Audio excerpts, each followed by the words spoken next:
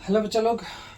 आज हम लोग कुछ हाइड्रोकार्बन्स का नाम लिखने के लिए सीखेंगे, जो कि केमिस्ट्री का सबसे इम्पोर्टेंट पोर्शन है। ठीक है, ये क्या करेंगे, हाइड्रोकार्बन का जो होता है, हाइड्रोकार्बन दो प्रकार का होता है, एक संतृप्त होता है, एक असंतृप्त होता है।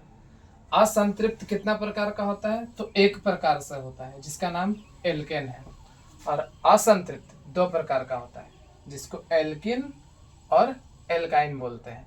यहाँ पे ध्यान देने वाली बात है कि एल्केन का सामान्य सूत्र हमारा CnH2n+2 है।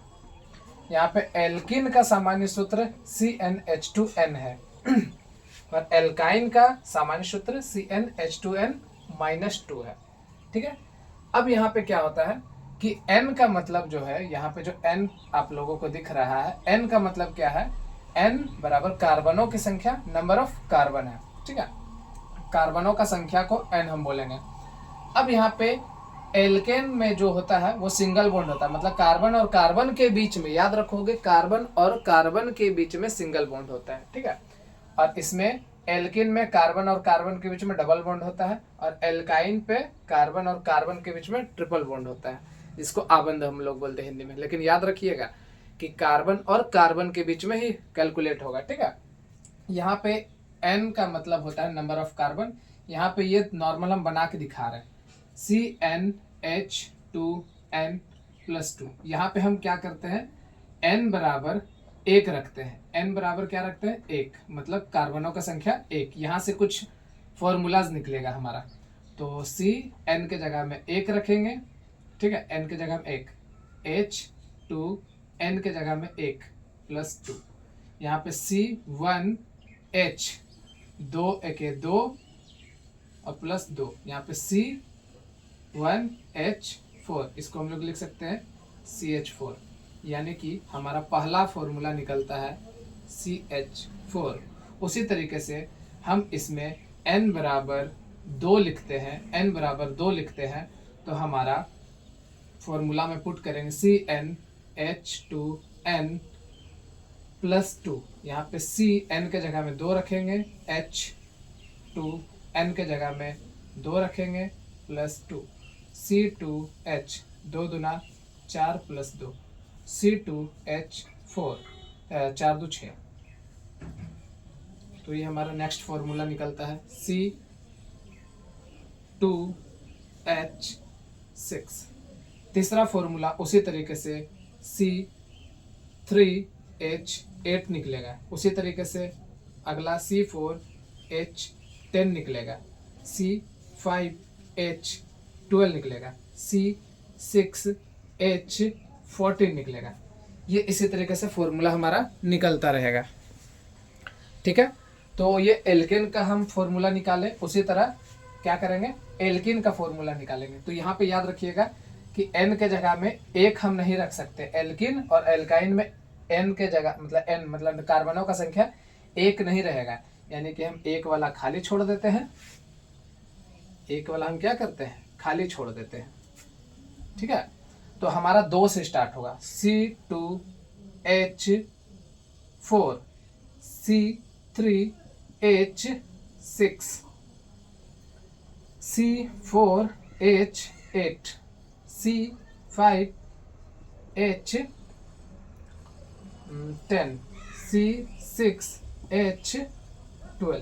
ये फॉर्मूला में पुट करोगे तो निकल जाएगा। जैसे हम एक ये वाला सॉल्व करके दिखा रहे हैं, यहाँ पे CnH2n, यहाँ पे हम क्या करते हैं, कार्बनों की संख्या 2 रखते हैं, ये फॉर्मूला निकालेंगे। कार्बनों की संख्या 3 रखेंगे तो ये फॉर्मूला निकलेगा, कार्बन की संख्या 4 रखेंगे तो ये फॉर्मूला ये निकलेगा, 5 रखेंगे तो ये निकलेगा, 6 रखेंगे तो ये निकलेगा। देखते हैं निकाल के, Cn के जगह में 2 रखेंगे, H2 2, तो C2H, 2 दूना 4, निकला ना, ये फॉर्मूला निकला ना।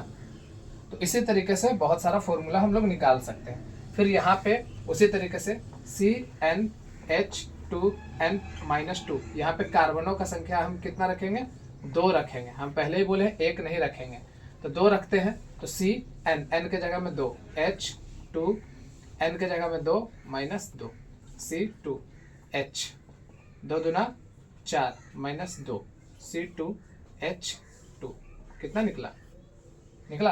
तो अब यहाँ पे देखते हैं, पहला C2H2, ठीक है, फिर C3H, अगला C3। यहाँ पे ये फॉर्मूला में कार्बनों का संख्या 3 रखेंगे तो ये फॉर्मूला निकलेगा, 3 दूना 6, 6 में 2 घटा के C4H, 4 दूना 8, 8 में से 2 घटा के C5H, 5 दूना 10, 10 में 2 घटा करके 8, C6, 6 दूना 12, 12 में से 2 घटा करके H10, ठीक है। तो ये फॉर्मूला हम लोग लिखने के लिए सीख गए। अब ये फॉर्मूला अगर लिखने के लिए सीख गए तो हम क्या करते हैं कि इसका नाम लिखने के लिए सीखते हैं। तो याद रखिएगा कि हम इसको मिटा देते हैं, ठीक है, इसको मिटा देते हैं।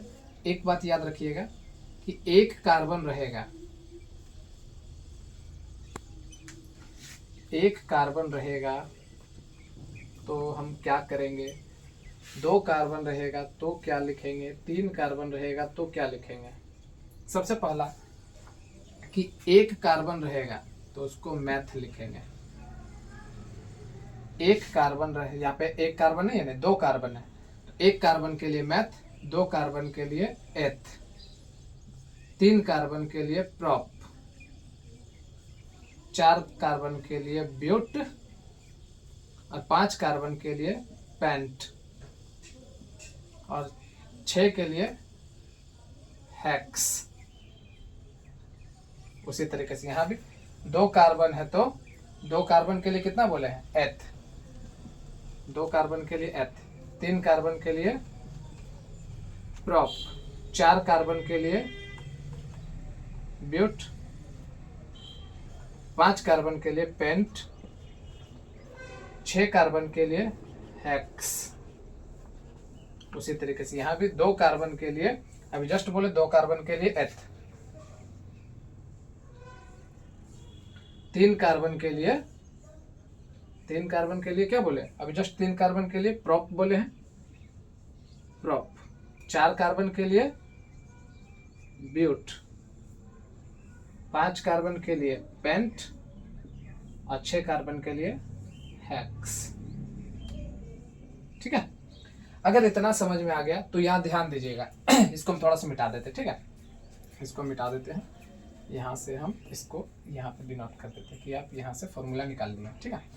तो याद रखिएगा कि अगर एल्केन वाला ग्रुप में चलेंगे तो यहाँ पे ध्यान दीजिए, एल्केन यानी कि यहाँ पे लास्ट में एन का साउंड आ रहा है, क्या आ रहा है, एन का साउंड आ रहा है, तो हम इसको लिखेंगे methane, ethane, propane, butane, pentane, hexane. Last में एन का साउंड आ रहा है यानी एल्केन ग्रुप का रहेगा तो हम उसमें एन का साउंड देंगे। उसी तरह एल्कीन यानी कि लास्ट में एन का साउंड आ रहा है ना, तो उसी तरीके से इसका नाम लिखेंगे ethene, propene, butene, pentene, hexene. यहाँ पे एल्किन ग्रुप का है, एल्किन ग्रुप का है तो हम उसमें इन का साउंड जोड़ेंगे। उसी तरह एल्काइन यानी लास्ट में आइन का साउंड आ रहा है, लास्ट में आइन का साउंड आ रहा है ना, तो इसका नाम हो जाएगा एथाइन, प्रोपाइन, ब्यूटाइन, पेंटाइन और हेक्साइन। क्या समझ में आया?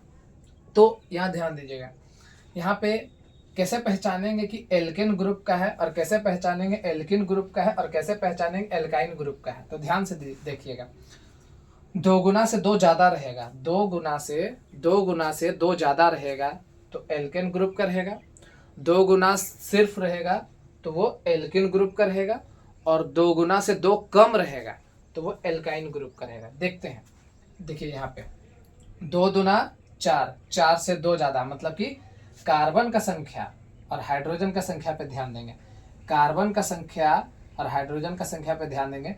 कार्बन का संख्या जितना रहेगा, अगर 2 गुना से 2 अधिक है तो वो एल्केन ग्रुप का है, और 2 गुना है तो एल्किन ग्रुप का, और 2 गुना से 2 कम है तो एल्काइन ग्रुप का। देखते हैं यहाँ पे क्या है, 2 है, 2 दूना 4, 4 से 2 अधिक है।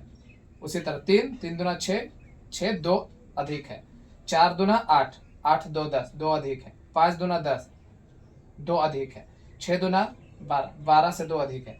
यहाँ पे 1, 1 दूना 2 और 2 अधिक है 4, यानी एल्केन ग्रुप का 2 गुना से 2 अधिक रहेगा। यहाँ पे 2 गुना रहेगा, 2 दूना 4, 3 दूना 6, 4 दूना 8, 5 दूना 10, 6 दूना 12, तो हम समझेंगे कि वो एल्केन ग्रुप का है। और एल्काइन ग्रुप का क्या चेक करेंगे, ध्यान दीजिए, 2 गुना से 2 कम रहेगा, 2 दूना 4, 4 में से 2 कम 2, 3 दूना 6, 6 में से 2 कम, 4 दूना 8, 8 में से 2 कम, 5 दूना 10, 10 में 2 कम, 6 दूना 12, 12 से 2 कम।